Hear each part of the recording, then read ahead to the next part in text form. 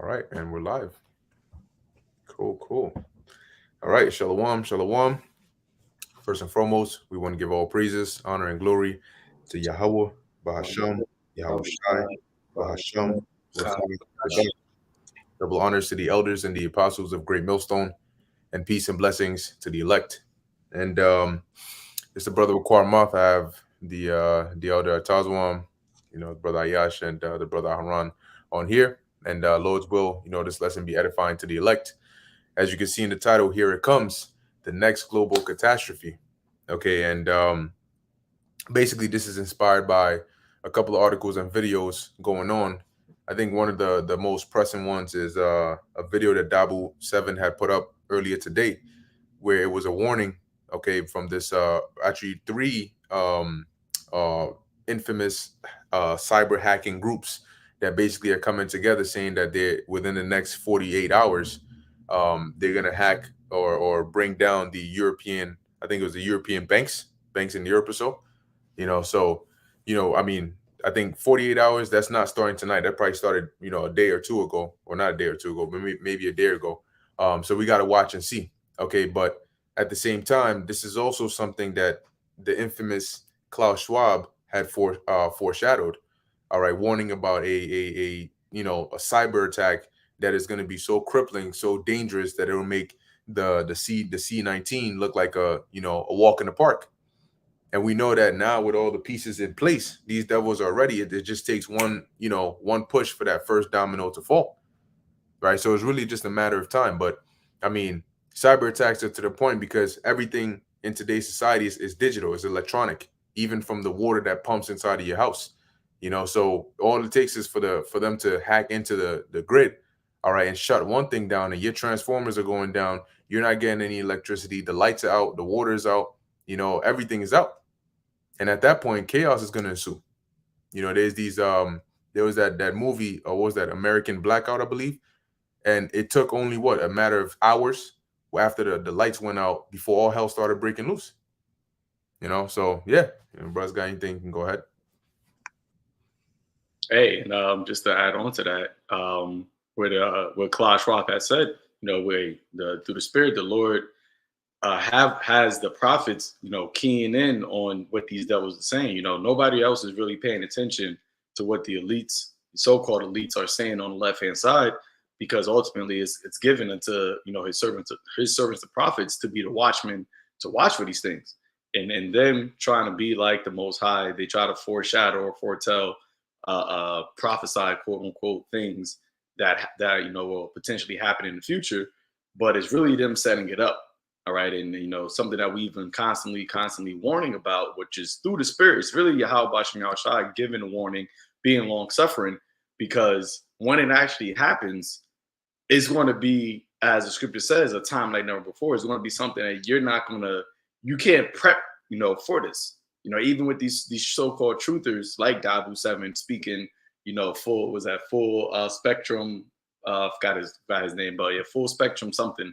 All these guys talking about trying to prep, but what the Lord got coming is you can't prep from this. Only way you really can truly prep is by staying grounded in Yahweh B'Hashem Yahushua, and the Lord is going to make that manifest in these times.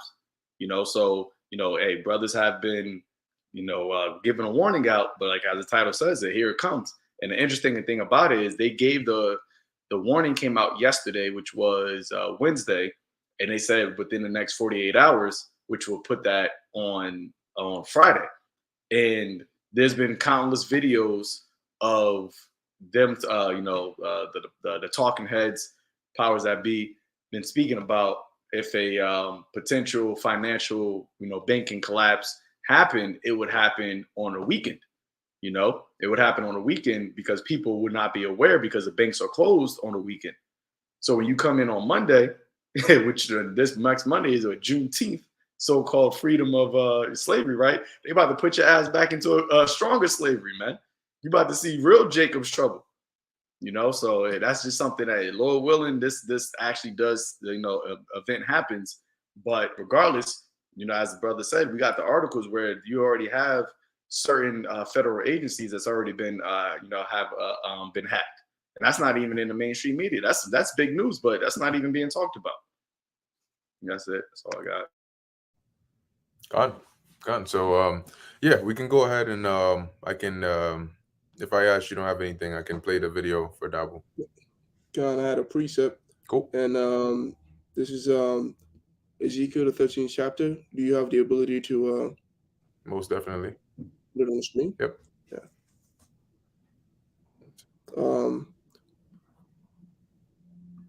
Just let me know when you're ready for it. Mm-hmm. There we go. All right. What is it? Ezekiel 13 and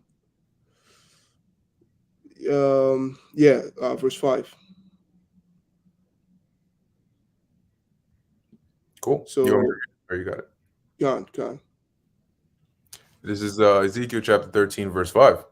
It says, "Ye have not gone up into the gaps, neither made up the hedge for the house of Israel to stand in the day, in the battle in the day of the Lord." God.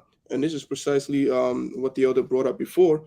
Now, this is touching on the false prophets and how, and these people out here who claims to know things but don't really know anything, because if you do know something, you would ultimately be one in the sheep, which shows you that they're not actually fully knowledgeable. But the point that's going on is that us paying attention to these things and bringing these things out, what we're actually doing is that we're building a hedge around ourselves, and we're preparing ourselves for the day of the Lord Yahweh, because it's not a day like this is something we keep saying all the time. It's not the transitioning into the kingdom. It's going to be very, very difficult, and that's when you factor in the horrible things, the perilous times that are coming. We have to do everything to the best of our ability to make sure that we make it to the finish line, because it's easy. I mean, it's not easy to be in the truth now, but it's going to be much, much harder to be in the truth then. And these things that we're uncovering and that we're learning about and that we're getting ready for, it helps us and it boosts our faith in the future. So this is how we build a hedge around us so that we may stand in the day of the battle, Lord. Gone. Cool. So now let me go ahead and show this video on here. Okay. Let's see. Can you guys see?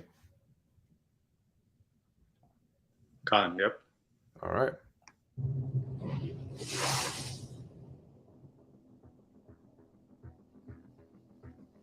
We are Anonymous Sudan.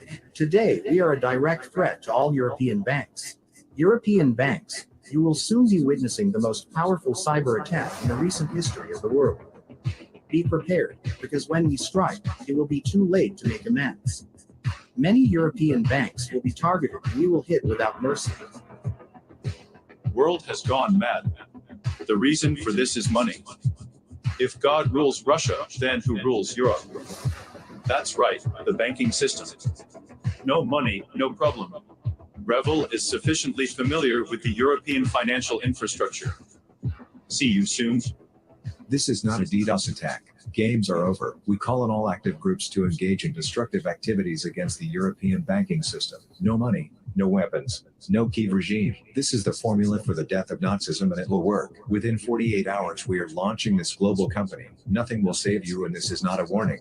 I am just informing you. You have never seen such problems before. We are killing it.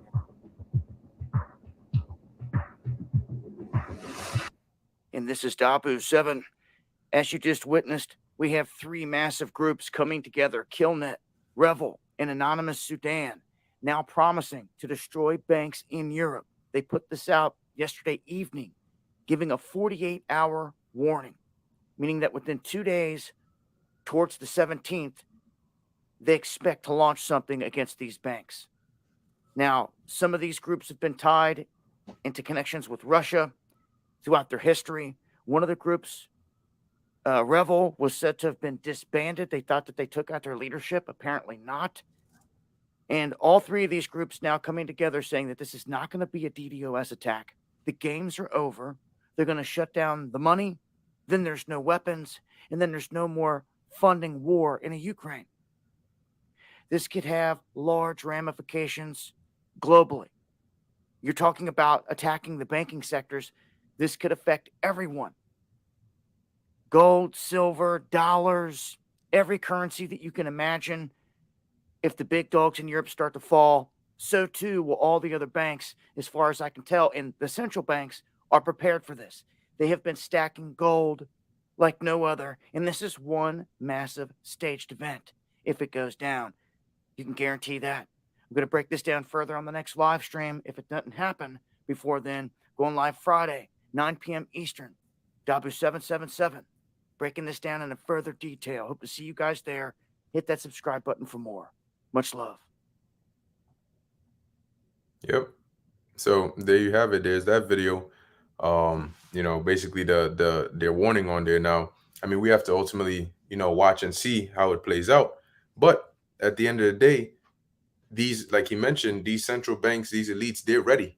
They've been waiting. And something that they also like to do is when they get to the point where all they need is to just collapse the system, they then they spin that narrative, right? So in actuality, they're the ones who are really breaking down the system, but they need a cover story.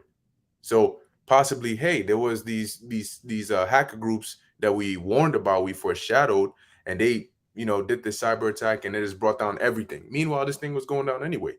They just needed that good cover story. So could this very well be it? We hope so. But we got to watch and see. Okay.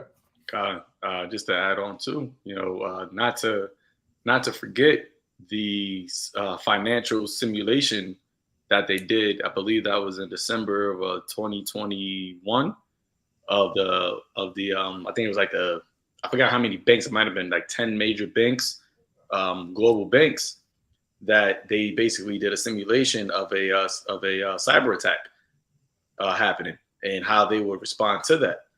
So, hey, as the scripture says, as the saying goes, the writing is on the wall, on what they got, coming down a pipeline. Okay, and it's as Dabu said in here, it's a staged event. Now they couldn't say that they could blame Russia. Remember, you had Biden back when Russia invaded Ukraine. He had made mention that they're expecting Russia to do some type of cyber attack. That they have intel, federal, agency intel that Russia is potentially about to do a cyber attack. So this has been something that was talked about. But see, the thing is, they talk about it and then nothing happens, and then they don't talk about it no more, and nobody mentions it. So everybody now forgets about it. All right, they just forget about so a cyber attack is no longer a potential threat. But here it is now, out of nowhere. These three different major what are they called, cyber or hackers? They're all coming together and saying that they're about to attack the European banking system, which since everything is all interconnected, right? Everything is globally interconnected. You attack one major market like the EU, it's going to affect everybody. It's not going to just be all the EU gets affected. All these different markets, right, are all connected. Just like when 9/11 happened, the market in America went down, but that actually it was a global, basically, semi crash that happened. Okay, so hey, a lot of people are not aware, and they have this that I mentioned it time and time again, that normalcy bias, where they think that because everything is normal, everything is going to stay normal and nothing can ever change. But that goes completely against the scriptures, which is what the Lord has his prophets warning about. That yes, a big change is coming, man. Okay, then wasn't that was it Barack Obama's his slogan? Change is coming, or change is going to come. Well, change is coming, man, but it ain't going to be the change that you gonna like. That's it. Yeah, Khan, that's the spirit, because you mentioned earlier about how they're saying that it's going to be some type of hackers and all that. It's kind of convenient how these hackers are attacking central banks, the same exact central banks that have been coming out months and months and months, pretty much years now, telling the world that we're going to go through a financial switch, right? Something cataclysmic is going to happen that's going to cause the whole world to be crippled, with the financial world being crippled. and that's going to usher in a whole new way of the monetary system. And it's crazy because how many times do we hear about hackers who actually attack or come out and verbally say, oh, we're going to attack central banks? You know how crazy of a crime that is? Nobody in their right mind is going to come out and say, hey, we're going to specifically attack central banks or banks in general. No criminal would think like that and do that in the first place. So if there's hackers, we know, all right, that through predictive programming, that these devils are the ones behind it, and they're just going to have to blanket and say, oh, well, look, hackers did this, so now it's another reason why we got to take all your money, and now you got to take this MOTB. So we could see, like the elder said, the writing is on the wall, right? Mini Tico Ufarzin, right? The writing is already on the wall, you see? So we just going to see how it plays out, but this is some interesting stuff. I think, Zaquan, you were saying something about, was it Cyber Polygon? Was that what you were you were referring to? Now, the Cyber Polygon, that's what Klaus Schwab had mentioned, but I'm going to look it up. There was I think the 48ers, they were hosting a financial simulation crisis with 10 banks, and it was them that was hosting it. I'll look it up, but that was something completely different. But that adding on to that just goes to show you that this is something that they already was planning for, something that they already thought like, all right, this could potentially happen, because it's not a potential, it's a when this is going to happen. How is everything, how are you guys going to respond to this setup that we're doing? Yeah, I'm going to go look for that article real quick. Gone. Yep. Cool. So let me, unless brothers have any precepts, I can pull up the articles that we have here. We have two of them on here. And then we can just go through that a little bit, but just like the brother Haran was saying, man, the scriptures tell you that the heart of every one of them is deep. So one thing is Esau Edom he's not, when it comes to these kinds of things, he is not an idiot. When it comes to carnality, when it comes to this level of technology, Esau Edom is not an idiot. All right. Especially with these elites, because as a matter of fact, these elites, Jacob Rothschild is not behind a computer saying, oh yeah, this, that, and the third. No, they have people, the highest level of their profession working for them to do these things.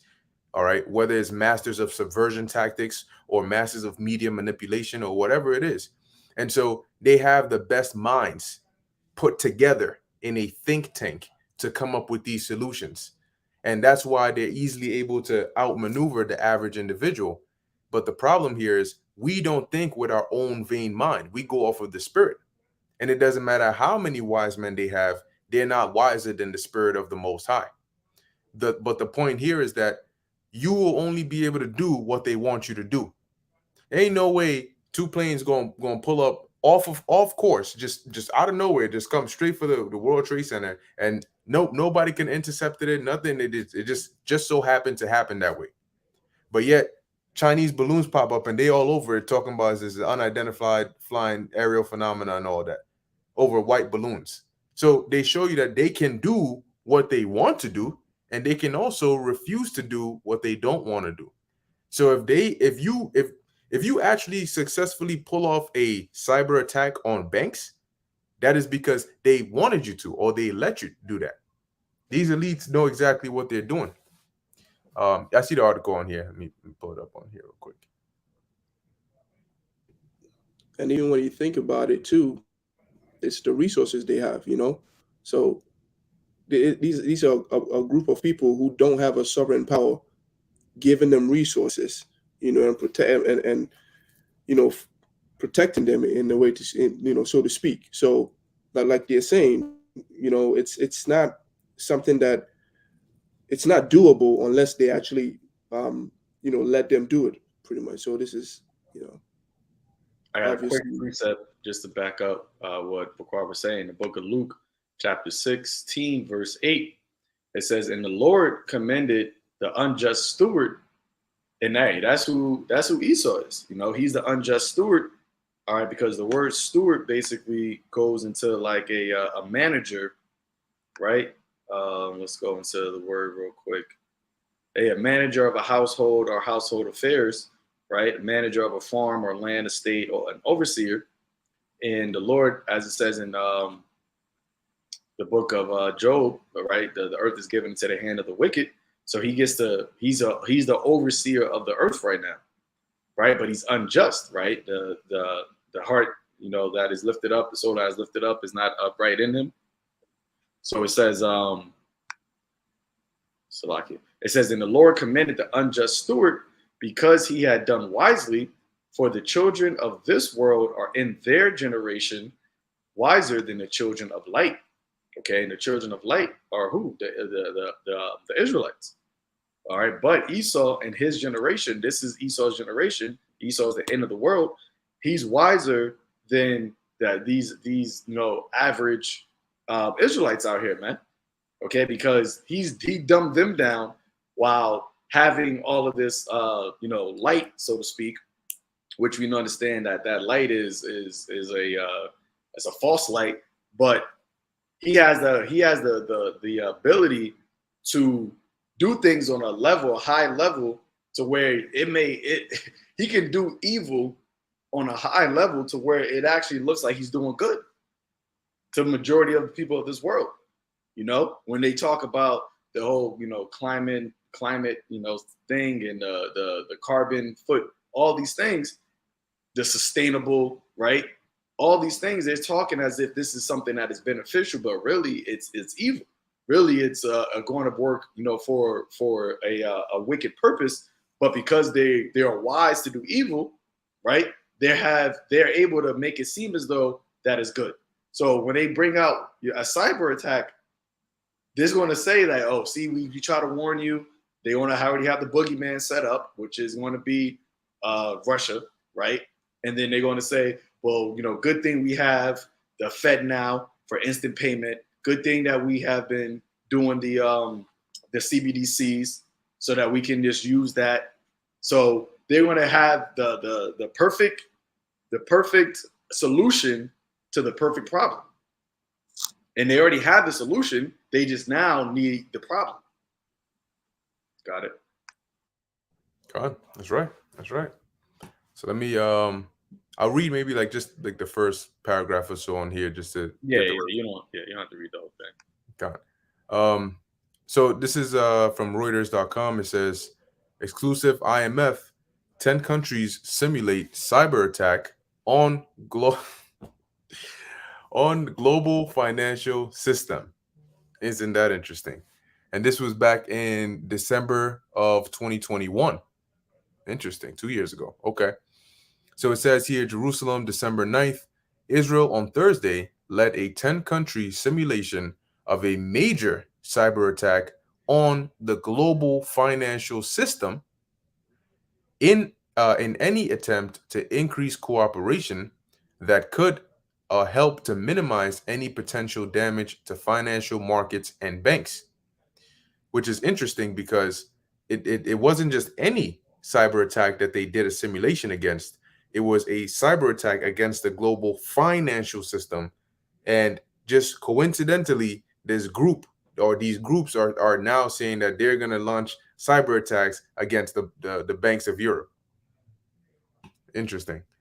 It says here, the simulated quote unquote war game, as Israel's finance ministry called it, and planned over the past year, evolved over 10 days, with sensitive data emerging on the dark web, the hackers' playground.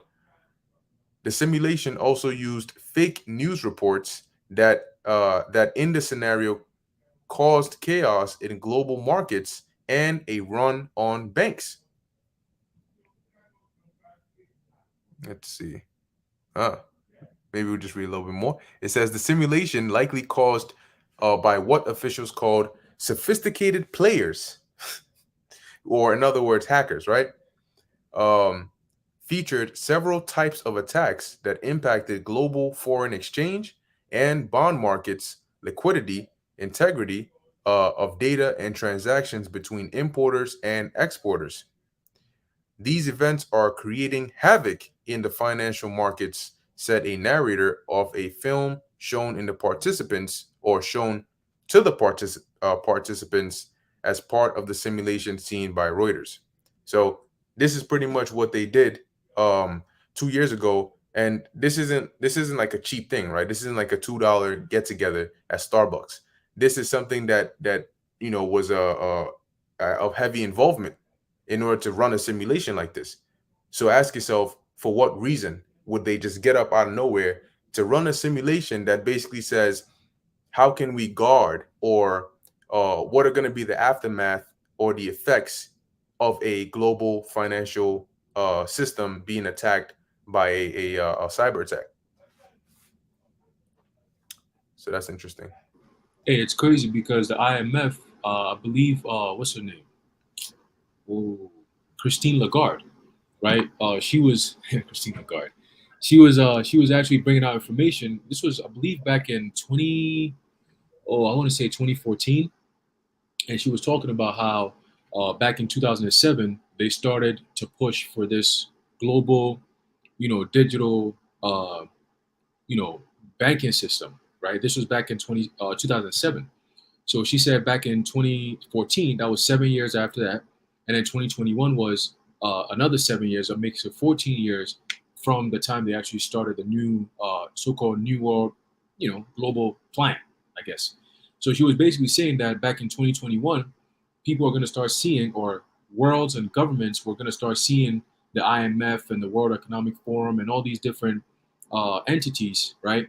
What is known as NGOs, which are another way of saying non-governmental organizations, coming together, all right, to basically form this financial coalition. So this is what we're seeing now, and most people might not pay attention to this, but when you start seeing the IMF and 10 countries simulating a global financial system cyber attack, you got to understand that this is leading straight to the MOTB. Okay, because that's the phase and the stage in which we're in now, where, okay, what else is there to wait for? All right, when you look at the lens, when you look at the world in the lens of prophecy, right? What is the next step in the stance of prophecy? The MOTB. Okay, and I saw some shit earlier today where they were saying that Bill Gates, right, just loaned, or he gave $50 million, all right, to China. All right, and they're going to be meeting. He's going to be meeting with Xi Jinping tomorrow, Friday, and they're going to be discussing how they're going to come up with the next so-called, another demic, the one that he said a few years ago, where he said this time it'll get their attention, right? So you could couple that with the new global cyber attack or whatever, and it's going to be endgame for the world. It's endgame because now you got Russia, you got China, you got Saudi Arabia. You got basically the BRICS nations, South Africa, Brazil, all these different countries, India, right? All coming together against America. Okay, you got World War III brewing right now as we speak. Russia's they're not having it. NATO just had a drill, the biggest drill in NATO history, pretty much, right? So you're looking at all these different things. Look at the fires that are burning down all these food processing plants, right? So they've managed to cripple the world economy to a point where pulling this cyber attack shit will completely decimate everything and everyone. And I was talking to my Eve earlier, and I was saying, listen, if we had to have a cyber attack, you know how bad that's going to be for everybody else? That affects your normal, regular, everyday commerce. Okay, if we were to have just power outages alone, that affects the banks automatically. How much more now you having a cyber attack on the banks itself? And guess what? America's banks are intertwined with the European banks. So if Europe gets a cyber attack, America is going to feel it too. The whole entire world is going to feel it too. All because trade. All right, you got the dollar in the system, right? So everything is going to be affected every single step of the way. It's going to affect the trucks that do deliveries. It's going to affect your everyday running the mail, right? People who go to grocery stores, that's going to be affected, right? Shit, your jobs, right? Jobs are going to be affected by this. You see, so just one thing alone in Europe could affect the whole entire global population within a matter of hours, not days, not weeks, hours. You see, so that's how serious this is, and of course they have to mask it and push it to the world and say, "Oh, it's hackers." No, ain't no hackers, man. It's them. All right, it's them. So For hackers to promise to destroy the European banking system, what kind of hacker got that kind of power? Huh? With all this infrastructure, all this defense systems, and all this AI-powered technology, you mean to tell me that regular hackers behind their computer somewhere can destroy the whole entire European banking system within 48 hours? No way. It's an inside job, just like they always do, and there's a plan behind it. So we're going to expose that plan like we're doing right now. You got it, brother. God, and if you were to, I think, pull back the article and read a bit further, they will tell you that, yep, the Israeli government officials right there, yeah, it said that such threats are possible in the wake of many high-profile cyber attacks, just like Haran was saying, on large-scale companies, and that the only way to contain any damage is through global cooperations. And it sounds very vague, but it goes into how they're trying to, it goes into the new world order, how they're trying to centralize everything. And what does that ultimately come to mind for those that are in the scriptures, the MOTB, So this is all leading up to it. And seeing when they mention high profile cyber attacks on large companies, we know that they've been planning this for a while. This isn't something that Esau, like Esau knows how to wait, okay, for like the scripture says, I'm trying to, why is the precept escaping me right now? But pretty much he knows how to take his time and plan and then pounce, pretty much. I may have a precept for you. Yeah. Let me see if this is I'll read it. Psalms chapter 10, verse 8. It says, it says, he sitteth in the lurking places of the villages, in the secret places doeth he murder the innocent. His eyes are privily set against the poor. That's right. So he lurks around and he's building a track record. And then whenever something happens, he's very good at like withholding his actual intentions. Because when you read this whole article, I mean, to me, global cooperation really stands out to me. But it really stands out to me. But it doesn't seem like that's the main focus of the entire article. So that's what he does. This is that's why you have to examine everything that Esau Edom says, man. You have to scrutinize every word, and every pause, every inflection in his voice, so that you can actually understand his true intentions. Because, well, I don't know. Just if the cybersecurity is not strong enough, then global cooperation is what's going to be stronger. To me, that just sounds like the new world order. But then they're not coming right out and telling you. They just using slick ass words just to get you off your guards. You hear they like, oh, global yeah, I'm with that global corporation. Yeah, bring that on. But you never really know what you're asking from Esau. Hey, that's heavy that you say that, because this morning I was actually watching this video, and there was this lady who was going back and talking about the whole 2 years that we went through, 3 years that we went through with the whole mRNA shit. And she said, look, her job was to literally read these patents and so on and so forth. And she said she'll come home typically on an evening, and her son will even be telling her, like, Ma, do you really have to do all this shit? And she said, it was so much work. She had to read like 200, 300 pages of patents, and it was basically going into the plan on how to basically stir up a bioengineered, device, right? And they masked it and told people that it's a Vanessa, right? People's minds, oh, it's a Vanessa, but it's really not. She said it's a killing instrument based on the patents that she read. She said, yo, this ain't no Vanessa. So she said, her son was telling her, hey, do the work. She said, what she said? She said, do the work and the Lord will do the rest, or something like that, And I was like, oh, okay, that's heavy, but I like that, And bringing that to today, she said, it's only going to lead the next step after they get the people. That's what she said. After they get the people to comply with the system, the test on two things. Number one, do the mass majority of people trust so-called scientists and experts? That's the first thing, because they're going to need that for this next step, which is the financial step, right? So the first step is the biological step. The next step is the financial step. So we at the financial step now. So they already went through the biological, which is damaging people's DNA, right? So their minds are not properly in tune with what's actually happening. And then number two, now that you're bringing in the solution to all these problems that they cause, people are going to be more susceptible to accept it. So the whole job of the three years of jabbing people was to basically rearrange their mindset and their DNA to accept this new financial system that we're about to enter into, which is going to be not just, oh, as a new banking system. No, this time it's the MOTB, as we've been talking about, right? So all these countries that came together, oh, we're just part of this plan and we're trying to save the world and all that. No, there's a way more nefarious plan, is what she said. So people who are still alive who took that thing, yo, you must be thank the Lord, man, because your time is been up, you know. So hey, this next thing that they're gonna do, personally, I believe they have to do it within the next, month and a half to fit that window of July that they were talking about and shit like that. We're gonna see some shit. We don't know exactly how they're gonna do it, but based on what we're reading, it's gonna have to affect the whole entire world. It has to. All right, it has to. Just like they did 3 years ago, it was a global thing. This is also gonna be a global thing, and it ain't gonna be no, oh, what do we do now? It's gonna be hit, and that's it. Everybody else gets affected by it.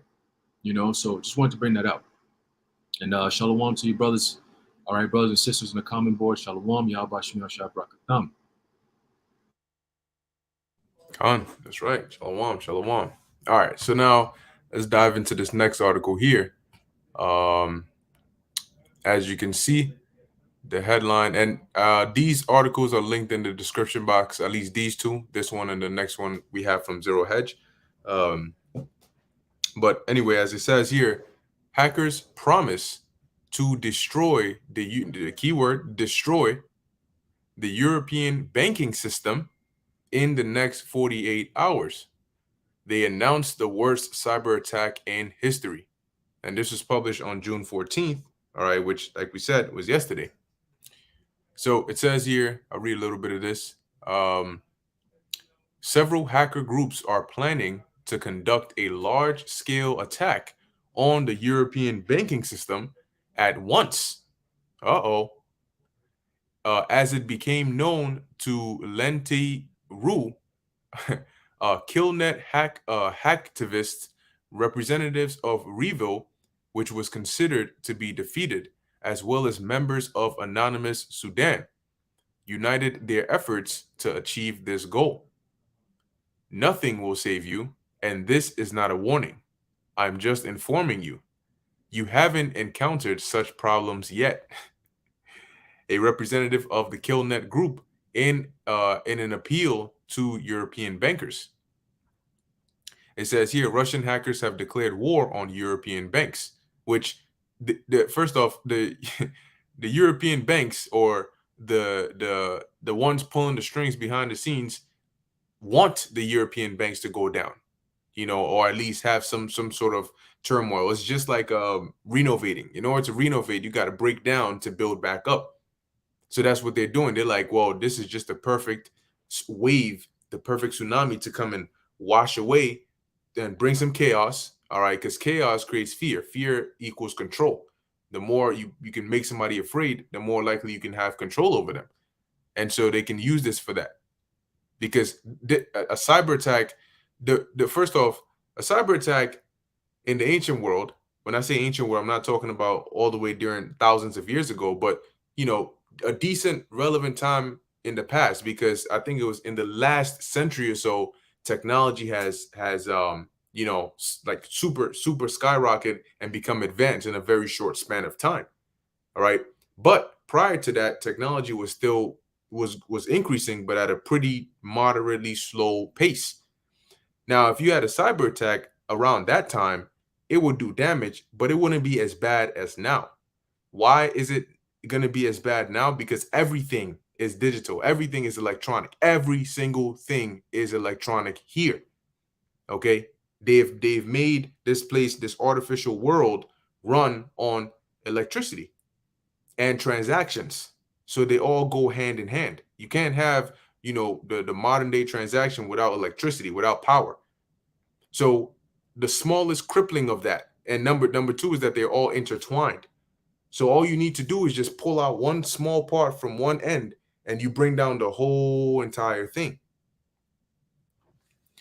So as it says here, at the disposal of the publication was also filmed, but not yet published, a promo video dedicated to this attack.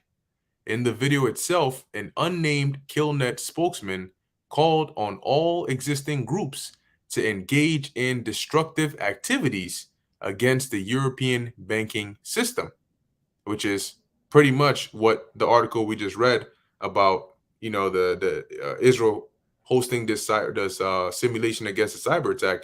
This is exactly why they hosted that simulation. So it says this is not a DDoS attack. Games are over. No money, no weapons, no Kiev regime. This formula will work, the masked man promised. And, well, only one way to find out, right? It's just a matter of time now. It says here, the leader of KillNet, hiding under the nickname Kill Milk, confirmed to Lenti Ru that preparations for the attack are already underway. It is expected to start within the next 48 hours. Yo, what punk ass hacker got a name called Kill Milk, bro? He's so mad. Yeah, they just telegraph all their moves. That's it. Yeah, Kill Milk. Now, what's interesting is, which as we're gonna see in a second, all right, but just wanted to pull up the headline, is this is a article that came out today from Zero Hedge, which says several U.S. agencies hit in global cyber attack alongside universities, hospitals. Like I said, we're going to get into it, but let's first finish off what we're reading in here. Although, remember, these hackers are saying they're going to come after these banks, and all of a sudden today there's a global cyber attack and U.S. agencies are hit. Real quick, remember, I believe it was last week or 2 weeks ago, they were saying that a lot of these so-called Congress people and the senators, they got track phones, I think, satellite phones. So it's kind of interesting how this is all playing out now. You see what I'm saying? But we'll see. We'll see. Yeah, I pulled this on here too for 1 second. There we go. Yeah. Can you boys see this? Yep. Cool. You want to speak on it, Taquan? Oh no, just when you were speaking and reading the article, it reminded me of this quote. All right, because once again, the Lord has given us, even though this devil, he thinks he's wise on the left hand side, the thing is, the Lord gave us the secrets on both sides, the mysteries of the kingdom. Part of the mysteries of the kingdom is knowing also how this devil is moving, you see? And since this devil uses sorcery and witchcraft, he also abides by the quote unquote rules of sorcery in witchcraft, which is they have to let the public, the masses know what they're going to do. So they don't get what they call it, karmic, I don't know how to pronounce it or how to say it, but basically somebody says something? As they don't get the karma, which is something known as a revelation of the method. The water. So that's why they put things in their movies, right? They put it in their TV shows, predictive programmings, things like that. So here you had in 1994, David Rockefeller, this is the one that had the 6 heart transplants. He says, we are on the verge of a global transformation. Sounds very similar to Klaus Schwab, right? You see, he said the same thing. All we need is the right major crisis and the nations will accept the NWO. Now, remember, he's a part of the central banking families. Okay, you have these various nations that they believe that they have their sovereignty or their autonomy, but the ones who are on top of that are the ones, as you see on the back of the dollar bill, the ones who have the all seeing eye. They're the ones that control these banks. As a famous quote from Meyer M. Bauer, give me a control of a nation's money, I care not who make the laws. So because when you control the money, you can make the laws. That's why you have lobbyists. That's why you have campaigns. That's why all of these politicians, they really, they only care about whoever gives them the most money, right? So him saying this, they know that they need a problem reaction solution in order to transfer or transform the system, the world, into what they have the desire for it to look like.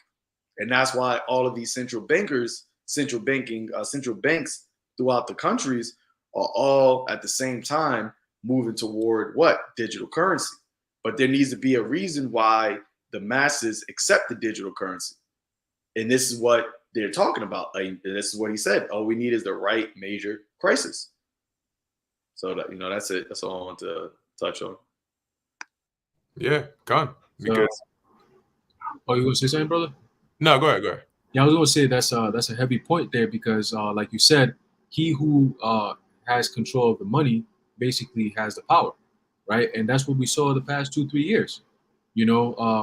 They use the money to control basically the order of the world, right? It's through what I mentioned earlier about the NGOs, the non-governmental organizations, and they're coming together, merging with these various world governments, all right, something known as a PPP, and they're through their money, all right, and their influence, they're causing the world to move into a certain direction, right? So they're influencing the global affairs through their money, through their power over money, right? Buying people out, paying off these scientists, these doctors, right? These so-called experts to push certain narratives and so on and so forth, right? So, owning the military, right? The news media.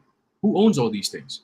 Who's using these things to push a certain narrative? These devils are, right? So it's not far-fetched to understand that those who have power over the central banks have power over the world as well.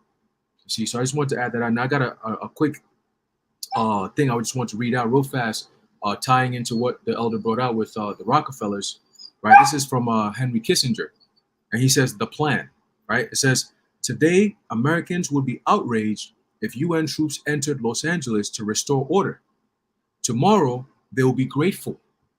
This is especially true if they were told there was an outside threat from beyond, whether real or promulgated, meaning made up, right? That threatened our very existence. So this so-called cyber attack shit could be the biggest in history. That's definitely threatening our existence, right?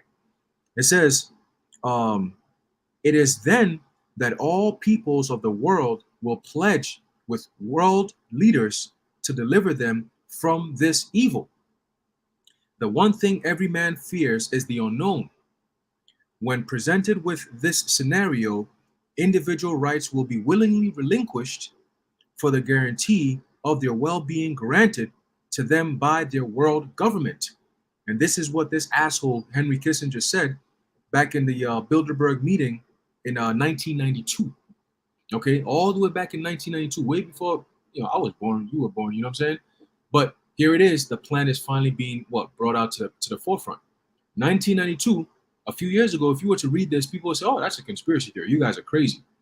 Here, we're living it. The so-called conspiracy theory, we're living it. It's a reality. Here we are. What are we gonna do now? You see?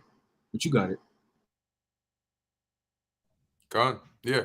And at the same time, I just remembered this, the same institute, BIS, right? The Bank of I think International Settlements or so.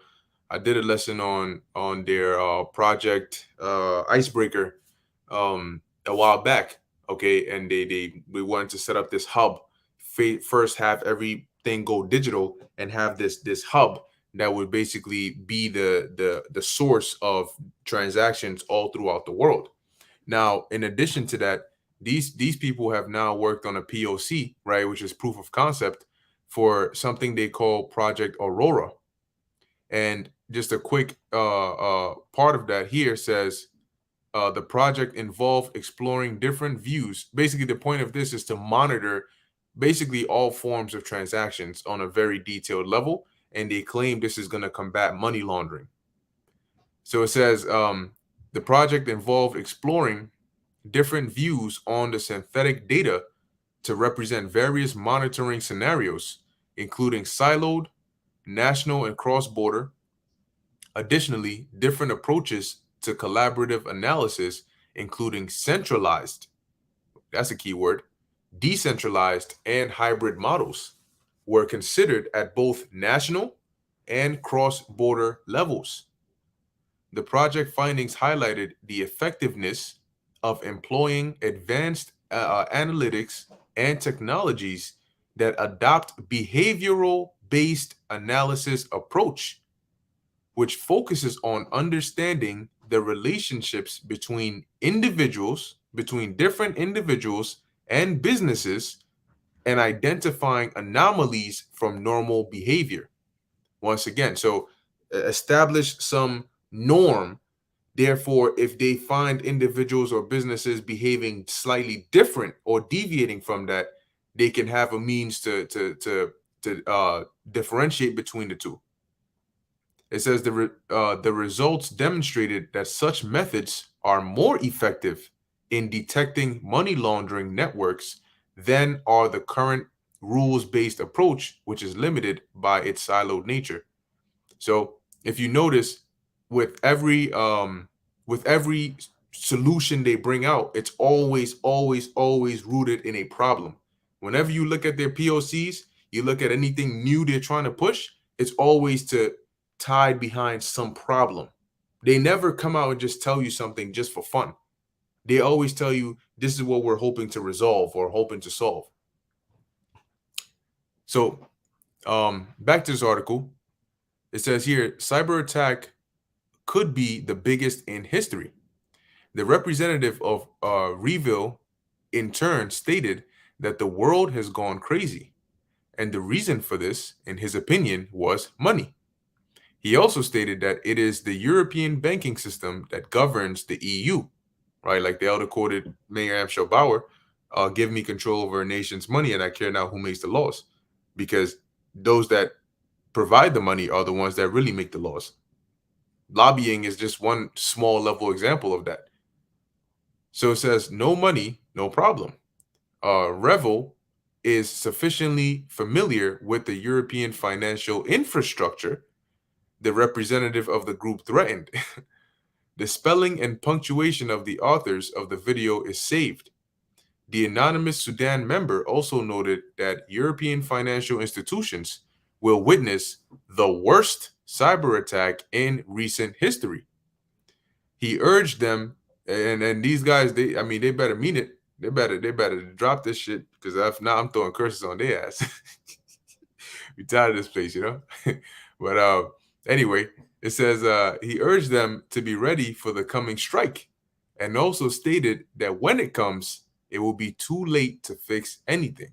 So if you really listen to the way they're talking, it's sort of in a way of like, we're about to do some major damage so big that you can't even do anything about it. You can't even fix it. You can't even try to grab the pieces and put it back together. But then those in the know are like, if you were the elites, this would be the perfect situation for you. This would be exactly what you're waiting for. This would be that crisis that you want, something so bad that you don't even have to make an excuse not to try and fix it, because everybody can see how bad it is.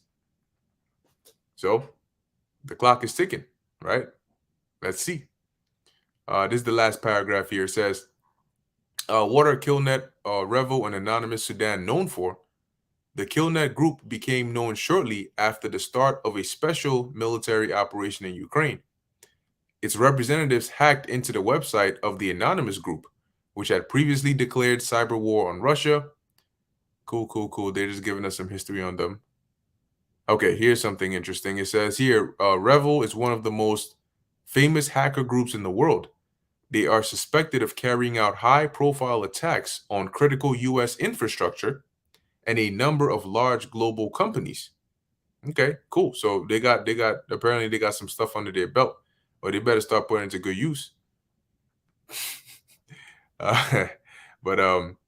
So before we go on to the next article, if Bruce got anything you wanted to say. I just wanted to add, I'm not sure, because I know you did a video on it about the UBI. Was that in Europe? They was like testing the UBI? England, yeah. That was in where? In England. In England, okay. So it makes sense why they would test that now, right? and have all this, other stuff, excuse me, happening at the same time. Because if you can't, use money, then you can get your money from the government, and the government is really going to get their money from the central banks, because they're the ones that's tying in, saying, to the CBDCs. So, that's just something I just thought about. It's like that would connect all of that, because they ultimately want the masses of the people to be 100% dependent on the government, aka the central banks, because the central banks, as we've been saying, is controlled by the government. And in order to have that medium of exchange for the dependency, it would be what? Through the Quran. So it all, it all connects, and it's all, laid out right in front of you if you have the eyes to see, which is why Yahweh, constantly made that statement, which I'll pull it up just to, get a scripture real quick. Matthew, what is that?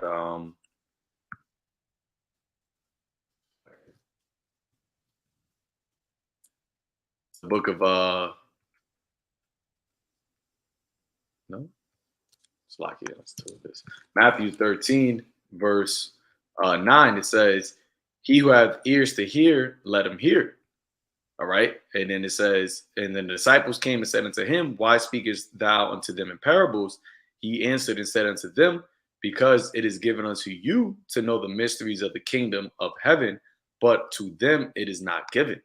Okay. So these things that we're speaking about are mysteries, right? But if you don't understand it, if you're not able to see the bigger picture, if you're not able to see the puzzle, then that mystery looks foolish unto you.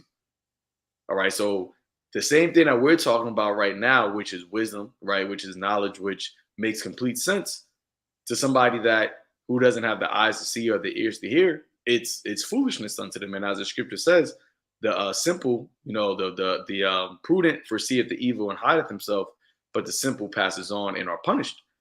Okay. And part of that punishment is going to be them, because they're being punished because they passed on. They're going to do what? They're going to just fall right in line with whatever, the government is saying, going down to Egypt for help, not realizing that's going to be to their destruction, to their shame, to their confusion. All right. Those that being idle, being offered things offered unto idols. But that's it.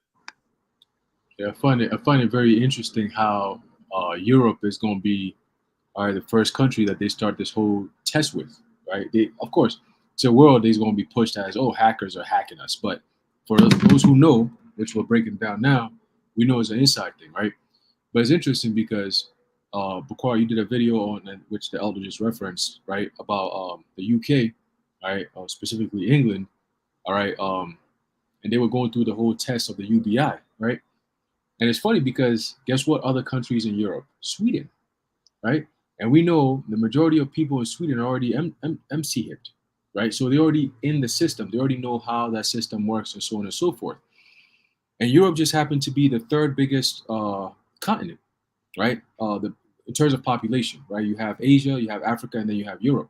So that's a perfect, medium to do some type of test, right? Because you got pretty much European countries that Sweden is already going through the whole MOTB process of how do you use I'm going to use the word microchip, right? How do you use a microchip to perform daily activities? It's already happening in Sweden. And that same pilot program is being used in the UK right now, or in England right now, with the UBI, right? The Universal Basic Income.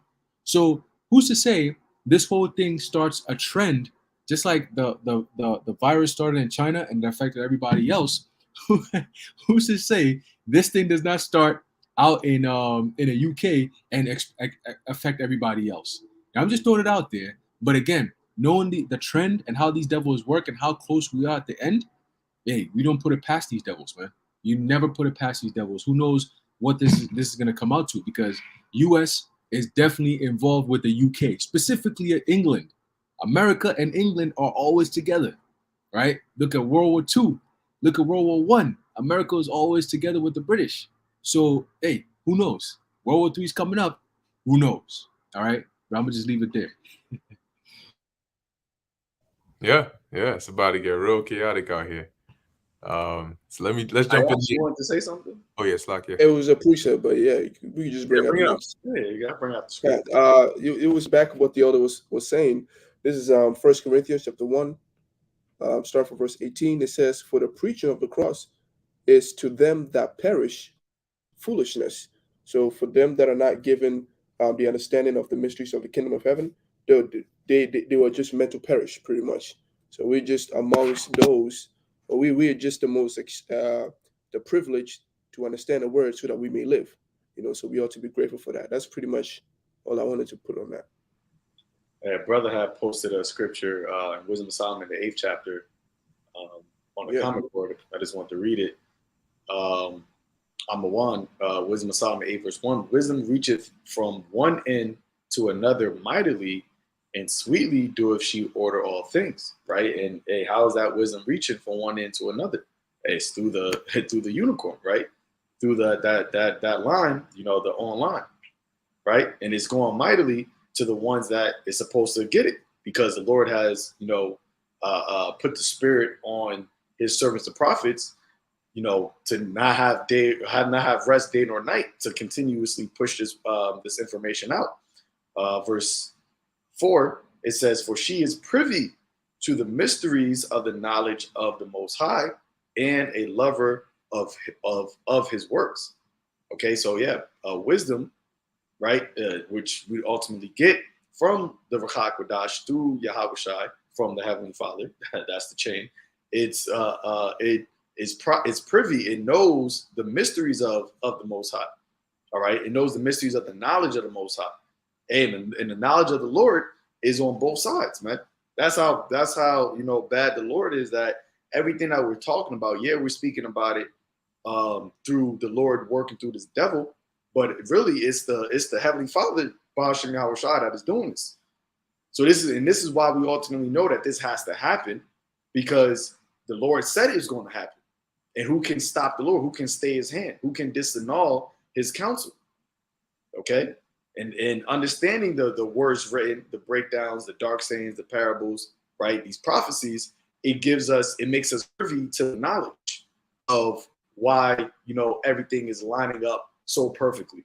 It is crazy because I believe it, brother posted, I'm about to just quote it, but Ecclesiasticus 39 verse 24 says, "And as his ways are plain to the holy, so are they stumbling blocks unto the wicked." So the same exact things that are plain unto us, the same exact things that we're reading about, right? These cyber attacks and how this connects to the MOTB, how the CBDC, the UBI, the financial simulations, all these things. To somebody that is, wicked, they won't see how all these things go together. They'll look at this puzzle and be like, "Yo, this puzzle doesn't make sense. I'm not messing with it." Right? But for us, it's like, "Oh, that goes there, this goes here. Look at it, it's right here." Right? But you gotta have, once again, that wisdom, knowledge, understanding that the Lord gives you from above, man. Okay, that knowledge that's from above. And that's why we always gotta be grateful to Yahweh Bashim Yahweh Shai for giving us this information and giving us this knowledge and wisdom.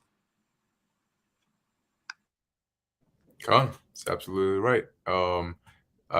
When I saw this precept, Amos 3 and 7, and at first we had the image of David Rockefeller, and I also thought about it, how the Lord reveals these secrets to us, but being that the Lord works on both the right hand and the left hand, he often sometimes reveals these secrets as well through the left hand, as we mentioned, how they basically have to tell what it is they're about to do, which goes into some of the secrets. However, it's revealed to us because the Lord has given us the eyes to catch those things, right? To us, it is made plain, and to the rest, it's like, what the hell are you talking about? So for us, it's like, damn, y'all just saying everything right off, like straight up in front of everybody, and everybody else is like, huh? So as the secrets of the Lord are, I mean, it's high level secret. How can you tell a secret and yet not tell a secret? Because here it is, we say the secret out loud, and yet only the elect can really hear the secret. So I got a quick precept just to back what you just said. Proverbs 24, verse 7. It says, wisdom is too high for a fool. He openeth not his mouth in the gate. All right. So, and what are these people, man? We're living in the most foolish, dumbed down society ever. So this devil, he's gotten to the point where his pride is so high, and it's really also because these people's minds, they're so foolish that he could just say, yo, I'm about to do this, and people are like, oh, okay. Yeah. They're just airheads, man. They don't have anything working between their two ears. And that's why it's really the remnant of Yahweh Bashim Yahushai that this devil, what is that? Revelation 12, that he come to make war against the ones that keep the commandment of the Lord. All right, that's who this dragon is really coming against, because it's only those individuals that this wisdom is not too high for. It's only us that are catching everything that they're saying. And then on top of that, it's not like we're just catching it and keeping it to ourselves. We're catching it and telling everybody, making it plain. Because these people are they too stupid to hear it the way that these people, like the way that these elites are saying it. So we got to make the vision plain amongst it upon the tables, you know. And that's our job. We decipher all of these the codes and the secrets that the Lord is putting out there. Even as you just said, using the left hand to put out these secrets to make it plain amongst the tables. And that's why ultimately, when the vision is the effect of every vision comes, that's when these people are going to try to run to us, because we made it plain, but they didn't believe what we were saying. But once it actually happens, then they're going to be like, oh, this is plainly what y'all were talking about. This is plainly the MOTB, right? It's not a sin. It's not an embark. No, this is plainly it. And that's when they're going to try to run and try to, grab hold of one that says that, oh, I know that the Lord is with you. Hey, you better hope that the Lord is with you trying to grab hold of us. Because if not, then, hey.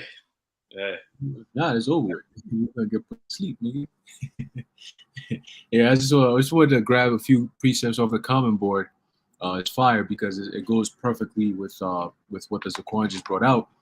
All right, the brother Amawan, the brother GMS Spiritual Arc 144K says, Matthew 13, verse 11, it says, he answered and said unto them, because it is given unto you to know the mysteries of the kingdom of heaven, but to them it is not given, right? And that's literally what we always say. Now, oh, you don't get it? That's okay, because it's not for you, right? It's not for you to get. So the Lord specifically, all right, set up this mystery, right? Like Bakar was saying, the secret, but it's really not a secret to the elect, because the Lord has made it open by his prophets to the elect. What's that? Amos 3:7. Surely the Lord God will do nothing, but he revealed his secrets unto his servants, the prophets. So obviously the secret is going to be passed on to the prophets. The prophets pass it on to the elect. Ezekiel 3:17, right? Giving warning. Let's get this next one. And the next one, Amawan. And that's heavy. Amawan means faithful, right? Isaiah 6:8, it says, also I heard the voice of the Lord saying, whom shall I send, and who will go for us? Then said I, here I am, send me. Verse 9, and he said, go and tell this people, hear ye indeed, but understand not, and see ye indeed, but perceive not. So guess what? Are we not living on the same planet, living in the same times as the rest of the people of the world? Of course we are. But how can we see things completely different compared to what they see? It's because the Lord has opened up our minds and our spirits to see the signs that he's given us before the return of his son, right? And that's the sign that he said he would give to the elect. So if we can see those signs, there's a high chance that we possibly of the elect. That's why we call ourselves the hopeful elect, right? Going down to the next one. Just get the definition. You can, break it down. But I just wanted to get the definition of the word perceived. It says become aware or conscious of something, come to realize or understand, interpret or look on something or someone or some. Let me read it again. Interpret or look on someone or something in a particular way. All right, and that's heavy, because guess what? That's crazy, right? We are the men of the Lord. The prophets of Yahweh Bashim Yahushua himself. But the world does not perceive us as such. You know, they follow after, like the Apostle Paul said, that they've conformed to the ways of this world, right? So now their perception, right, is deceived because they're seeing the prophets, but they're looking at us as negative. You see, they relate the message that we have from the Heavenly Father as negative. And I actually did a video on this yesterday and followed up with it today at work, where one of my employees was removed from his site simply because he was passing out flyers saying that, and he explained it to me. He's saying that on the flyer, his church was giving out flyers, and it was saying that gay or straight, a sin is a sin, right? And you know, the whole warped mindset of, you know, you still got to go to church and all this bullshit, right? When I explained to him, I said, listen, bro, we live in a completely different world. The people of this world right now, they're completely against righteousness, right? So when you out there, you have to be mindful of what you're saying and what you're doing. Don't come in with the mindset of, oh, it's freedom of speech and we could do whatever. No, you can't do that. They say all inclusive, but everything is exclusive when it comes to righteousness, right? So it's the same thing. They see us, they hear it, they see it, they can't perceive it, they can't compute. The Lord hasn't opened up their minds to be able to see things for what they really are, which is, we're warning you of a destruction that's to come. If you don't take heed to this warning, the destruction is coming for you. But they don't see it like that. They see it as, oh, you guys are crazy, you guys are a hate group. They fit into the narrative of the world, which Klaus Schwab already mentioned as what? The so-called great narrative. You see?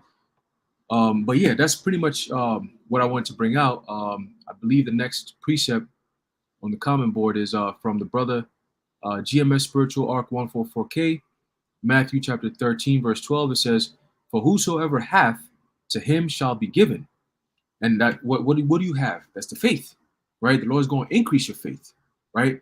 But it says, and he shall have more abundance. Abundance of what? Faith. But whosoever hath not, right? You don't have the faith. You don't believe in what we're saying. That's okay. From him shall be taken away even that he hath. Ultimately, your life. Okay, because your faith is coupled with your works, and that's what's going to gain you salvation. If it's deemed pleasing to the Heavenly Father, that is, right? But those people who are in the world, who they hear what they say, they hear what we say, but they don't do what we say, and they're not taking heed to it whatsoever. The Lord said, well, He's going to take away what you have, which is what ultimately your life, because whatever it is that you have is what you're going to protect in these last days, right? And the Lord said, what? He that loveth his life shall lose it, and he that loseth his life for my sake shall gain it or shall save it, right? So we're doing everything we can in this world, in this bugged out world, wicked, sinful world, and we're pushing out the righteousness of Yahweh Bashim Yahushai, and we're being ridiculed and condemned, right? The Lord said, don't worry about it. I got that covered. Okay, you're doing what I'm asking. I got that covered. But for the rest, I'm going to destroy them. That's just what it is. It's not up for negotiation, right? Son of Yahweh. And no, you got it. no, I was gonna say, Salaki, after this, then we can jump back to the article. I think there's one more that we want to get through. Con. Salaki. Also get that Klaus Schwab video too. Con. Yep. The brother Prince Yanazar, Matthew 13 verse 16 says, "But blessed are your eyes, for ye see, for they see, and your ears, for they hear." And that's a beautiful thing, because that means that these Christians that believe that, oh, we all saved, God loves, all this bullshit. Well, guess what? The Lord is saying that there's a specific group of people on this earth that have spiritual eyes to see and spiritual ears to hear. So not only are you seeing the signs that the Lord has given that he's on his way to come back, but also you're hearing the words of the prophets to encourage you to understand, okay, well, the times that we're in means that this is only going to favor us, the elect, right? But they don't get that. They don't see that because they're not of the elect. You see? So we are truly, truly blessed, man. Living in these last days to see what's happening, understand what's happening, and accept.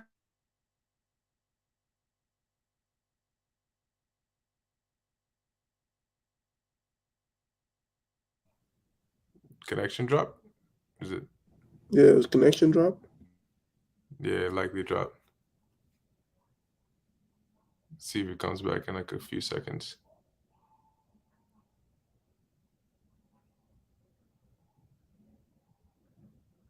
Yeah, I think it dropped. It'll likely come back though. Yeah, Khan. Okay, so let's that was unfortunate, but let's carry on. Let's play the clip and check out the article real quick, and then Lowell will wrap it up. Oh, he's back. He's back. Oh, there you go. Okay, let me add you. Here you are. Remove the other one. Whoops. That Okay, Salakis.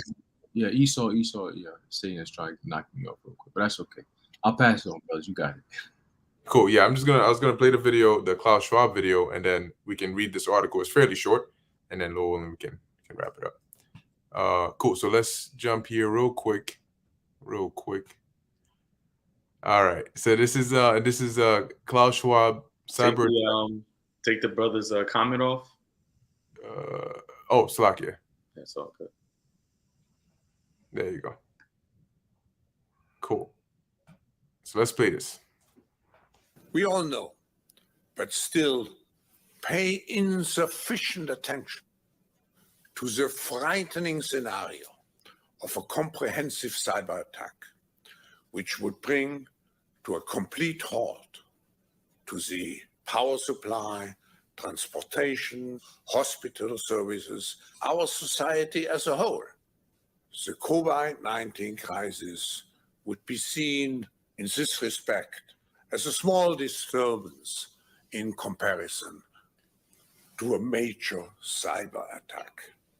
To use the COVID-19 crisis as a timely opportunity to reflect on the lessons the cybersecurity community can draw and improve our preparedness for a potential cyber pandemic. Hear that? That's their new keyword, cyber P. Okay, so you heard them. And now this was what, back in 2020. Then they had the simulation thing in 2021. So the ball is rolling, man. The ball is rolling.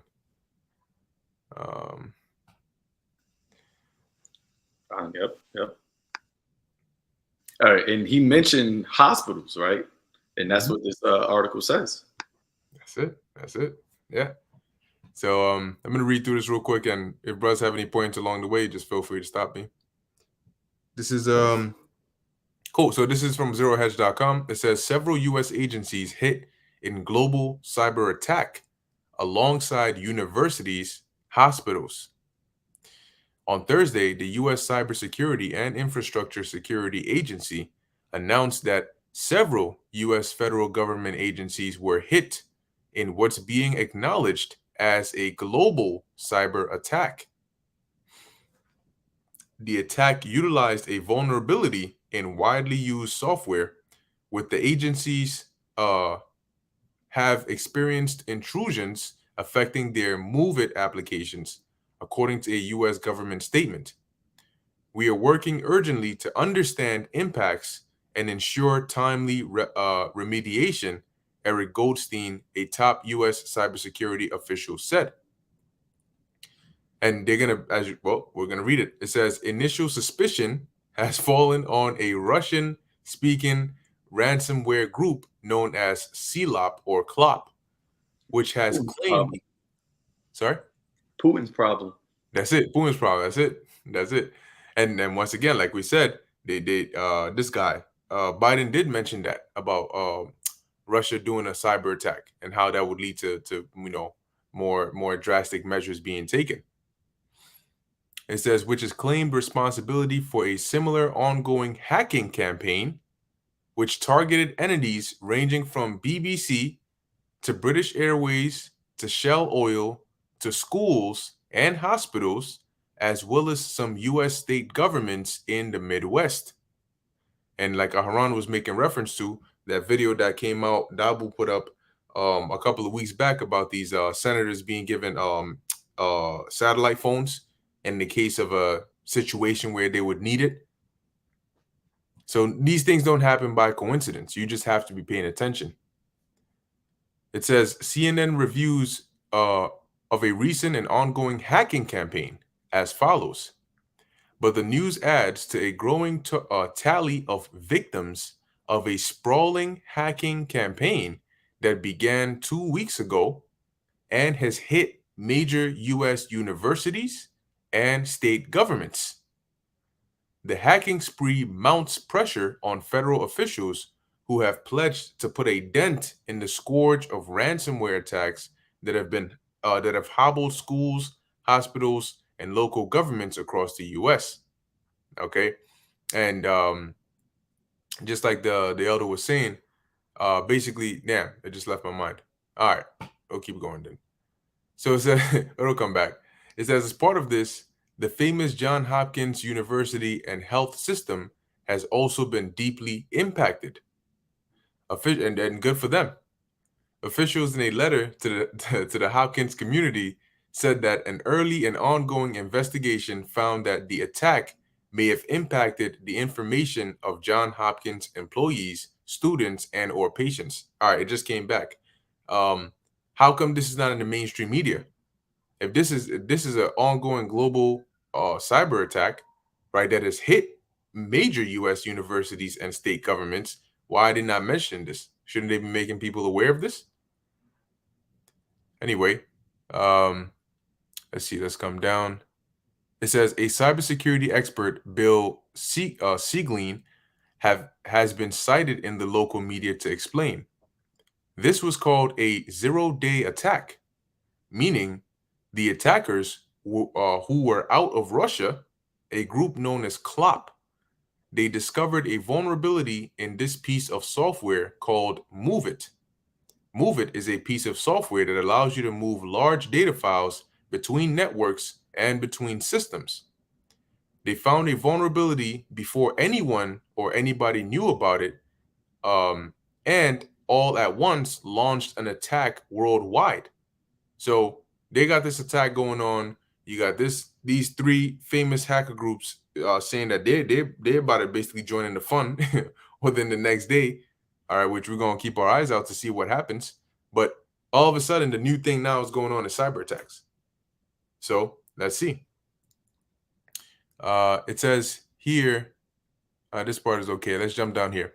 The ransomware group had given victims until Wednesday to contact them about paying a ransom, after which they began listing more alleged victims from the hack on their extortion site on the website. And basically, it tells you that they have here, right? They have access to software code needed to conduct these attacks. So they can pretty much hack into a lot of things, and disrupt a lot of, a lot of processes. Okay, but if they go after something like the grid, then I mean that's good luck, because at that point, when the lights go out, everything follows.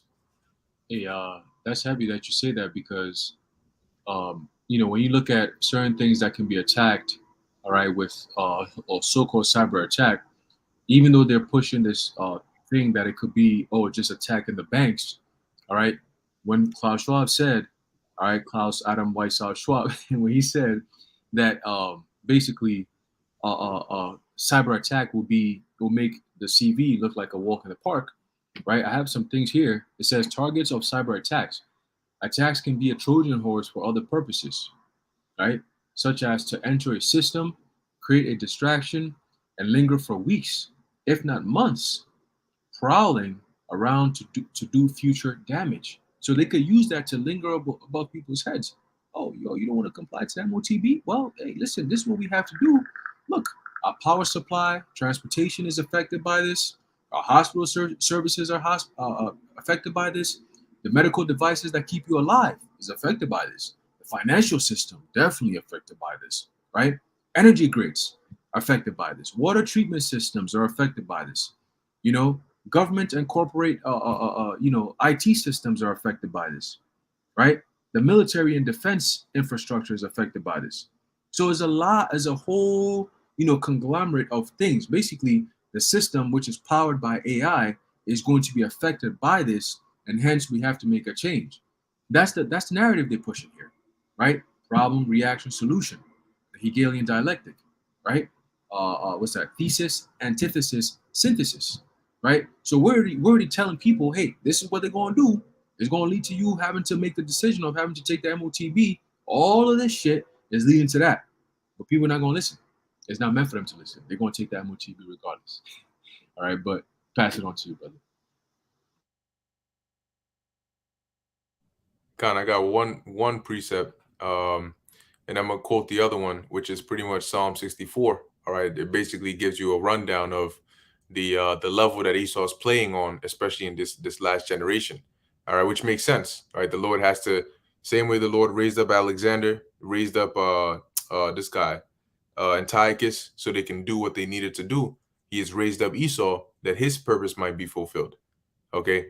Now this is pretty much going to be his end goal, right? It says here, let's start off at verse 14, Psalm 7 and 14. It says, behold, he travaileth with iniquity and hath conceived mischief and brought forth falsehood. And that's what, through his power of deceit and lying wonders, which they're getting ready to do. Basically, they make themselves look like the heroes when really they're the villains pulling these strings. He made a pit and digged it and is fallen into the ditch which he made. And we're seeing this part, right? The pit and digged it. And now we're about to witness him fall into the ditch which he made. All right. Meaning that all these plans, right? When he's about to fill his belly, the Lord's going to rain it upon him. So they're going to set all this up, but it's really going to work against them. They think that in destroying the system and getting rid of it, now they have a playing field and they can build their NWO, but really destroying it is it. You don't get around to. So it says, his mischief shall return upon his own head, and his violent dealings shall come down upon his own pate. So they may be behind the scenes and trying to orchestrate this, but when that MOTB comes out and that World War III starts, that's when they're going to realize that it's going to take a turn, because the Most High is in control. Verse 17, I will praise the Lord Yahweh according to his righteousness, and will praise the name of the Lord Yahweh Bahashem Yahweh Shai Most High. All right, so pretty much, man, this is the times that we're in, and these things happen. Remember, prophecy is set on a time, meaning the Lord can have something major set to happen in literally like 5 hours. And it doesn't matter what it looks like 4 hours and 59 minutes before that. The second 5 hours hit, boom, just like that. And it can be something major. And just like that, it'll happen, because that's how prophecy works. Sometimes you see it coming. Sometimes it sidelines you. You don't see it coming. But that's why you always have to be ready. You got to stay in the spirit so that when that time comes, you're not caught lacking. But that's it. That's all I got. Yep, Con. Yeah, I just wanted to add, Salakia, in Psalms, right, where it's speaking about, because we obviously know it's speaking about Esau, but it's speaking about the head of Esau, right? These elites, because they're the ones that are really in the mindset of this mischief that you're seeing throughout the whole world.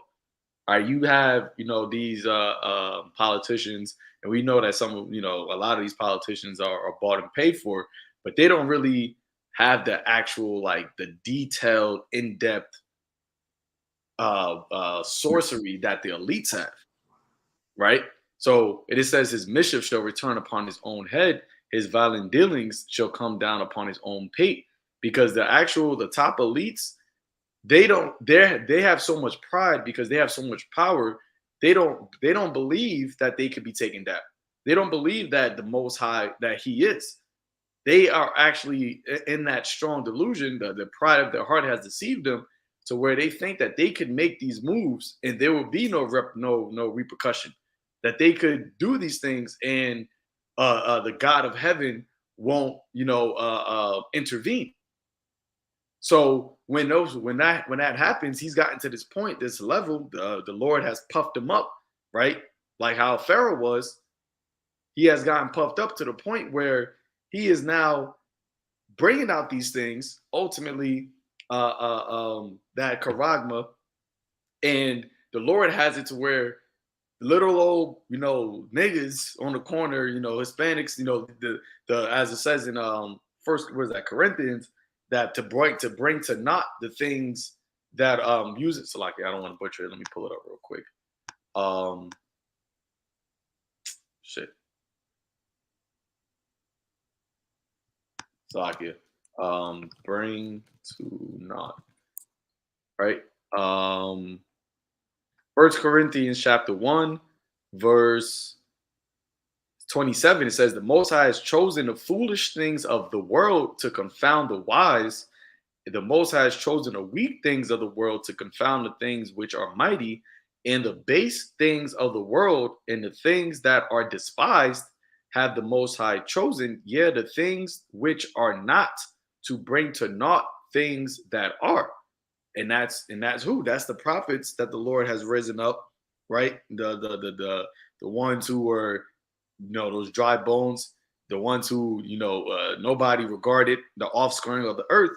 The Lord has used those men, those spirits, and those vessels to actually speak against the top elite of this world. And they're looking at us, although they know what we're saying, right?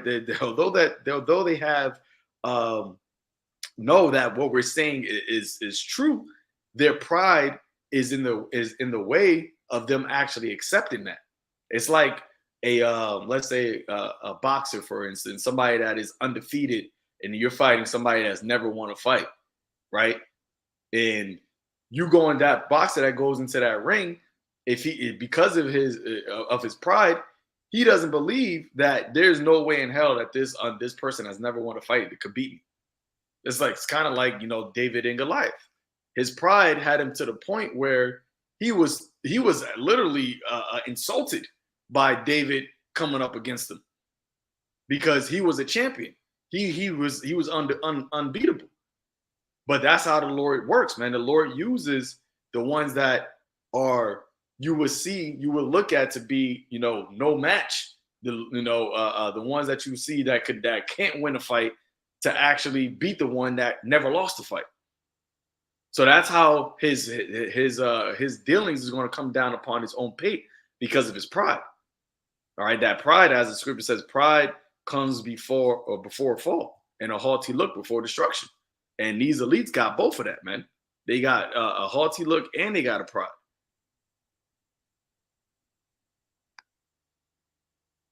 So, Laki, I just want to add one more thing. So I had another precept. Going back to where is that? In 2 Corinthians 4, right?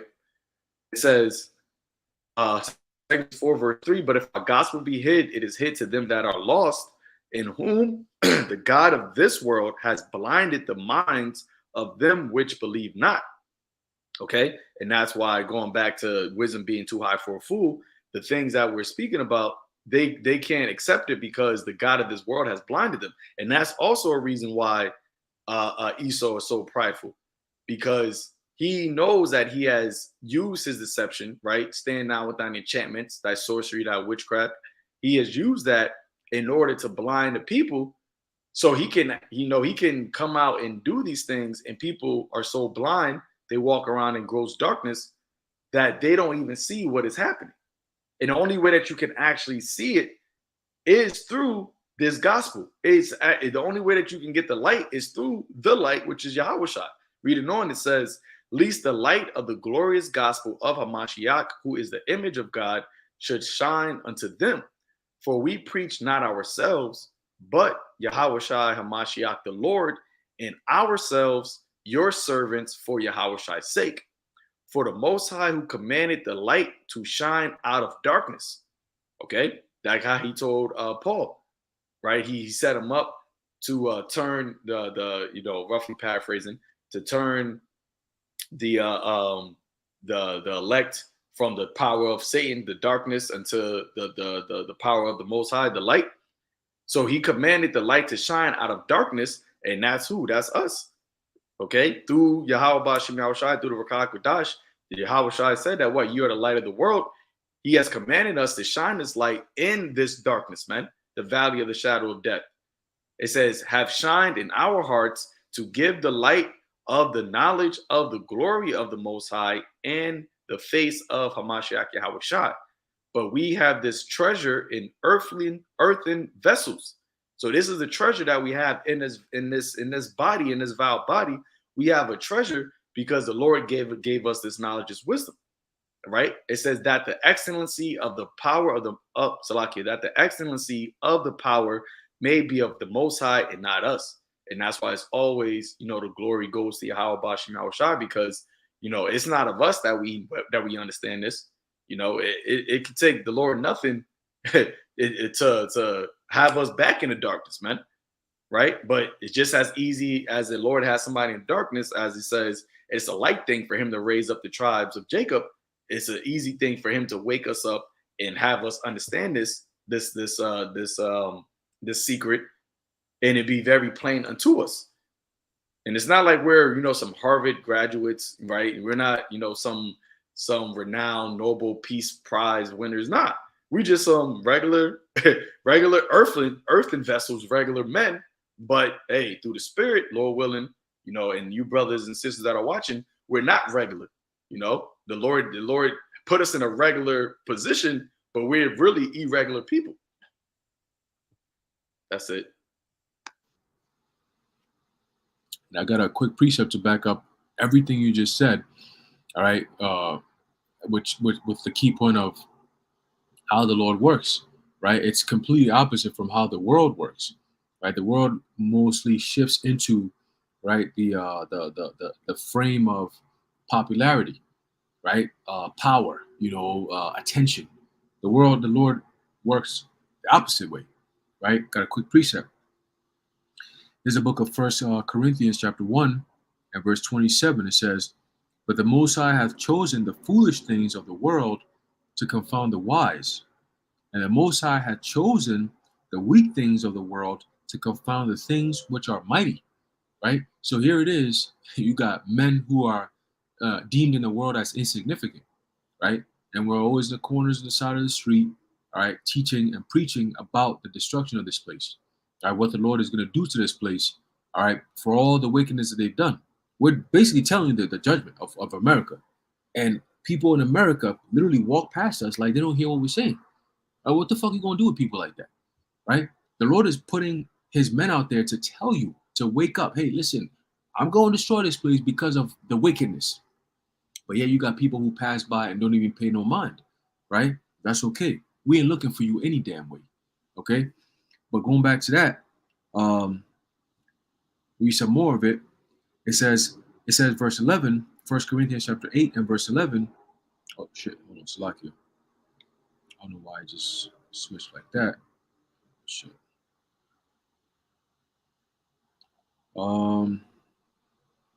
Salakia, I just lost what I was reading, but that's okay. The brother, Bakar, you could take it over. I'm gonna look for what I was looking for again. Salakia. God, it wasn't 1 Corinthians 8. 1 Corinthians. If you word it, quote it, I can word search it. I just read it. I don't know where. Now just speak real quick. Let me find it real fast. Cool. Well, hey, like you were saying, man, we're pretty much at that point, where people are not seeing this, but hey, it's a beautiful thing that we're able to see it, but even that would caution, because knowing this is, knowing what's going to happen is going to brace your mind to a certain degree. But what's really going to hold us down is the actual spirit of the Lord, because knowing alone is not enough. Knowing is not what's going to keep you strong in the hour of temptation. It's going to let you know. These people, when a lot of people that take the MOTB, they're going to know that it's the MOTB. That's why it's called the hour of temptation. They're going to know, but the temptation is knowing and still doing it. You found it? Yep, Khan, the water. Mm-hmm. Going back to 1 Corinthians chapter 1, jump down to verse 27, it says, and base things of the world and things which are despised. What is the number one thing that's despised in this world? The truth, right? And those who speak the truth, we're despised, right? So the Lord is using those who are despised of this world, right? The Most High hath chosen us, yea, the things which are not, to bring to naught things which are. Ultimately, the prophecies, right? The things that people are living out now that we've been talking about for years and years and years. Prior, Habakkuk, the second chapter, tells us that what? For the vision is yet for an appointed time. So for so long, people are not seeing these things happening. That's where you get the oh yeah, my grandmother been saying that God is coming back, Jesus Christ gonna come back. Oh, my old great grandfather been saying this for years. Yeah, I gonna say the same thing. Oh, the Bible is written by the white man. All this dumbass shit that these people be saying, Salakia, right?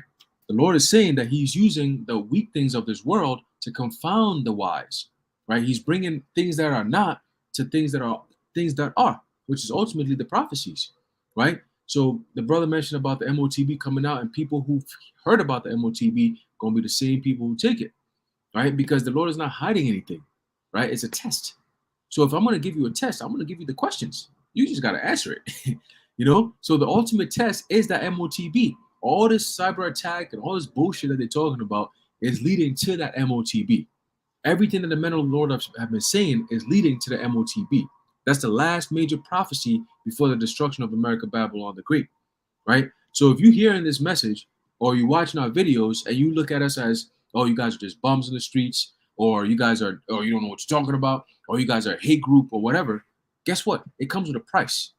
Ultimately, if your words and your deeds cannot pay that price, your life will. All right, that's just what it is. Okay, so I'm gonna pass it on to the next brother or whoever got anything else to say. It's beautiful point, man. Hey, and that's why that's why the Lord said, watch. Okay, He said what if the good man, he pulled that up, was that I don't remember what scripture that is. I know it's in Mark. What did I say? Hold on, what did I say?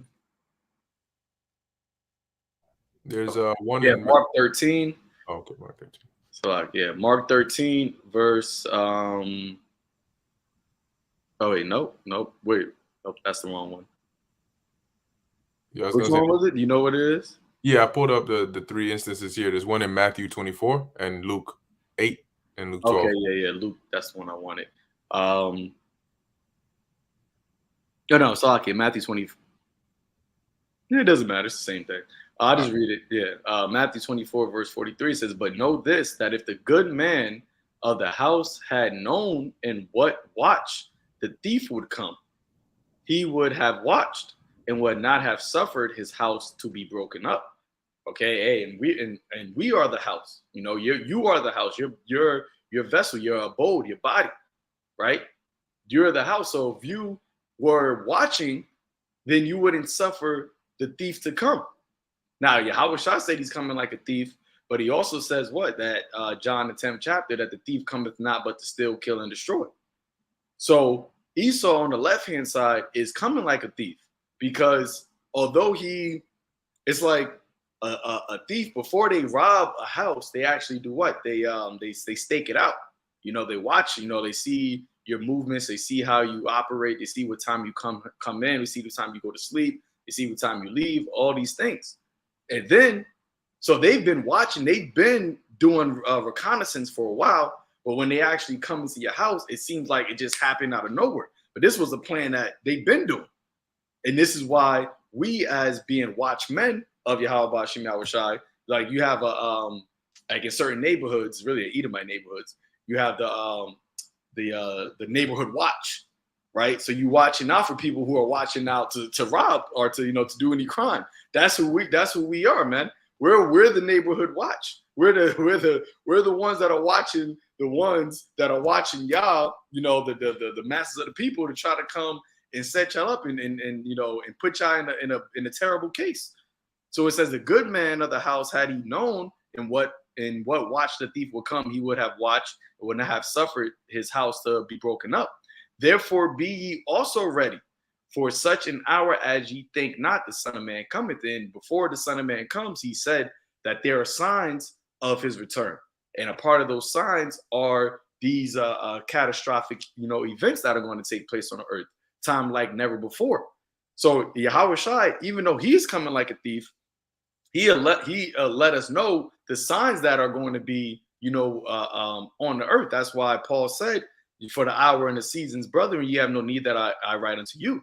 Even on with Esau, because Esau is moving at the operations of Yahweh Bashim Yahweh Shah. right? So even what Esau is doing as the sword of the Lord, that is something that we also can watch for. That is something that we see the signs that, you know, this thief is coming.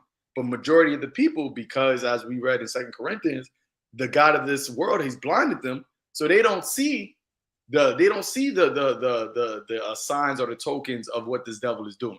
So when he comes, it's going to come like, you know, it's going to seem as though it happened out of nowhere, but really it's been a long time coming.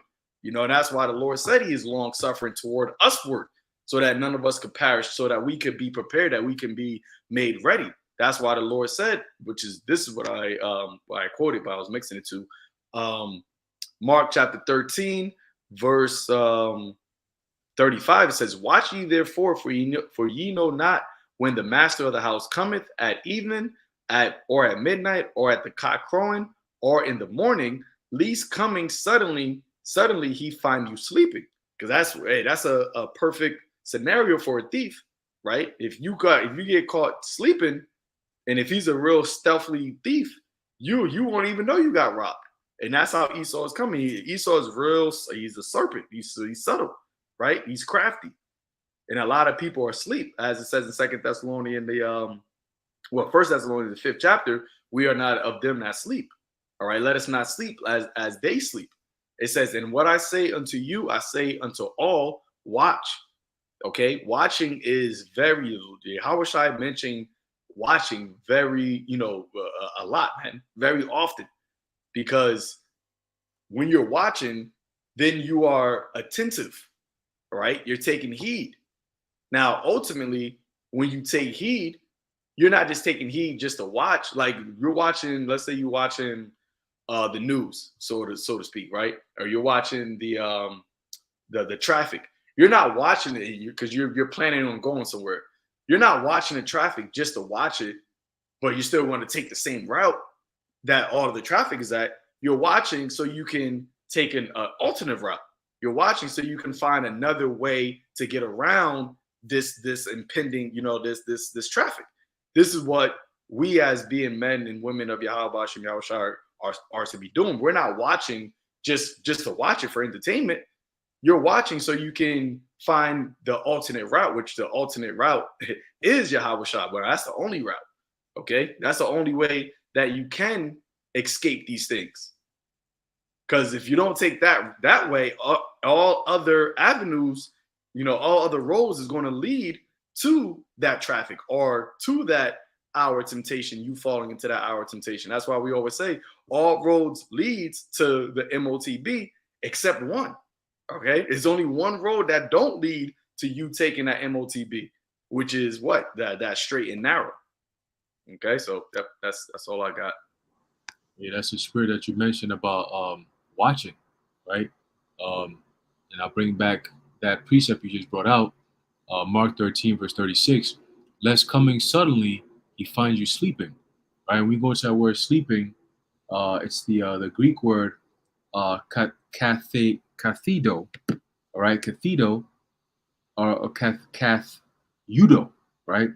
Which is crazy. It says to be indifferent to one's salvation, right? So if you're caught sleeping, that means that you're basically lukewarm, right? The Lord came back and he says, "What the fuck is this nigga doing over here? This nigga doesn't seem like he's looking for no salvation. Here it is. I'm showing him all the signs. I sent the prophets out there, and they're telling the world everything that's about to happen. And you got this dude out here just chilling, going about his regular day, not even paying attention to the prophecies, not paying attention to the signs, and he's just chilling. He's indifferent about his salvation. He got the, hey, listen, bro, whatever happens at this point. I've been waiting for so long. Hey, listen, it is what it is. You can't beat it. It is what it is, spirit." The word indifferent means having no particular interest or concern, or it says unconcerned, neither good nor bad. Wow. That's that. Hey, that's what the scripture says. I quote it for you. I'll read it for you. You can break it down. I think that's in Zephaniah or Zechariah. I always get it confused, where it says the Lord will neither do good nor evil. Zephaniah 1 verse 12, "And it shall come to pass that I will search Jerusalem with candles." All right, that's that light. and punish the men that are settled on their lease, that say in their heart, the Lord Yahweh Ba'ashem Yahushai will not do good, neither will he do evil. Right. So you got a lot of dudes. It's crazy because you got a lot of niggas who know the truth. They know what's going on, but they're resting on their lease. They're settled on their lease. That means they're comfortable. They're complacent. Right. They're lukewarm. Oh yeah, I mean, I know the truth. I'm an Israelite. Hey, the Lord is coming back for us. Hey, rise. Hey, shalom, kwami ashrala. Nah, bro. It doesn't stop there. You know what I'm saying? The Lord said, he that endureth till the end, the same shall be saved. So you're going to go through an race. You're going to go through the lulls, right? You're going to go through the times where you're feeling like, oh, man, I don't feel like doing this shit no more, man. You know, you're going to go through moments where you're like, I don't want to deal with these people. Lord, can we just end this right now, today, this week, tonight, right? But the Lord is looking for those who are just straight go-getters, right? Okay, Lord, you know what? This is what you gave me to do. I'm going to do it to the best of my ability, just like Yahushua. When did we ever see or hear about Yahushua being lukewarm? His main process and his main purpose was, I'm here to do the will of my Father and to finish it, right? So it's the same mindset we got to have. If you want to be the same ones that the Lord comes back and says, well done, my good and faithful servant, you got to be doing the work when he comes back. That's how you're going to get that well done, my good and faithful servant, right? And I know for a fact that starting from my elders of apostles, our elders and apostles of Great Millstone on down, we all have the same mindset, which is, Lord, when you come back, we want to see you. We want you to give us that well done, my good and faithful servant, right? What's that? Roughly paraphrasing that precept where the Lord said that his servant, the faithful servant, that he's going to come back and find him so doing, right? So you're constantly in the work. You're constantly doing the work. You're constantly plowing. You're sowing. You're reaping. You're doing all kinds of cultivation, right? For the Lord's sheep. That's the job. That's what we have to do. So once you become complacent, that's where the Lord comes back and he says, oh, I found you sleeping. You're chilling. You're sleeping on the job. And guess what? When you're in a security job, being a watchman, when you fall asleep, what happens? You get terminated. That's grounds for termination, right? So you can't be falling asleep. You can't be lackadaisical, right? You can't be nonchalant about this work. You got to give it your all, you know. And it's heavy because I saw the elder Shai did a video, I believe it was yesterday. He was talking about, you know, men who are in this truth and they've taken their hands off the plow, right? We're coming to the time where if you're in a camp or you're not in a camp anymore and you by yourself, yo, the best thing you want to do now is just give everything you have to the Lord. Don't make excuses, okay? Because the Lord is not going to pardon anybody who comes up with excuses. We don't have the room for excuses, right? You just got to give it the best you can and just do the work. Just do the work, all right? The little that you can or the most that you can, just give it to the Lord, man, right? You don't have a reason to be sitting back and say, oh, I got kicked out, brother. Brothers is being wicked, or brothers ain't being merciful, or brothers ain't being brotherly. And then you just find reasons just to come against the ministry, you know, come against brothers. You know, you sit in the background just chilling. Nah, bro, get involved. Even if you're not part of a camp, get involved. Do the work. All right. Scripture says what? Seek ye your own salvation with fear and trembling. It may not just be you looking for salvation. Maybe you got family members that are looking for salvation through you, right? What's the answer you're going to give to Yahushua when he comes back? And remember, the scene of Yahushua when he comes back is not a peaceful scene.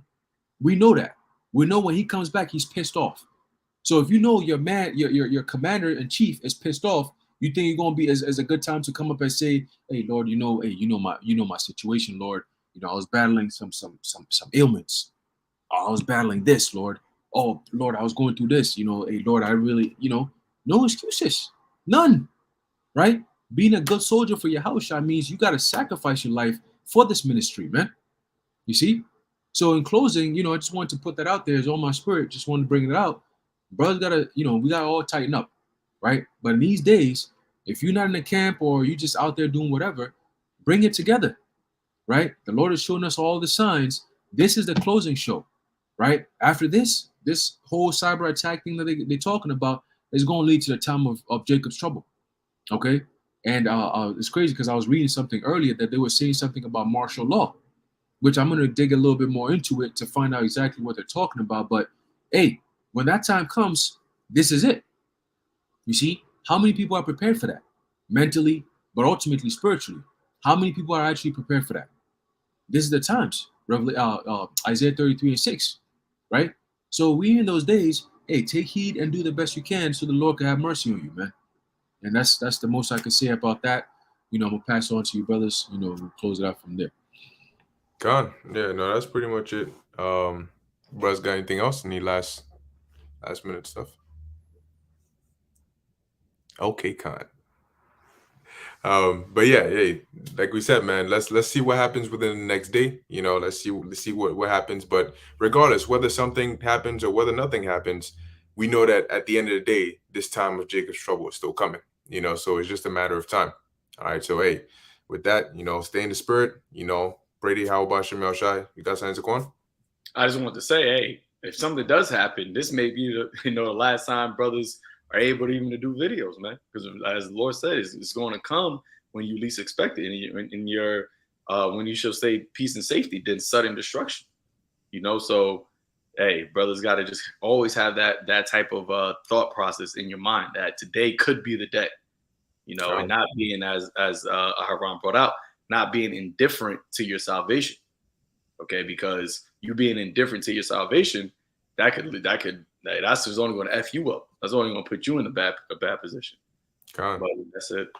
Yeah, now I got to drop 5 more live streams tonight. Make sure I got myself covered. Just in case. But yeah, hey, for the brother. Okay, the brother was asking about Haran's channel. I'll put in the comment section of this video on whoever's comment board he's on. Brother Hawad was asking for Haran's channel, but yeah. So hey, with that, Lord willing, this is edifying to the elect. In closing, we want to give all praises, honor, and glory to Yahweh, Bahasham, Yahweh Shai, Bahasham, Bracha, Kodesh. Until next time, Shalom. Shalom to the elect. Shalom. Shalom.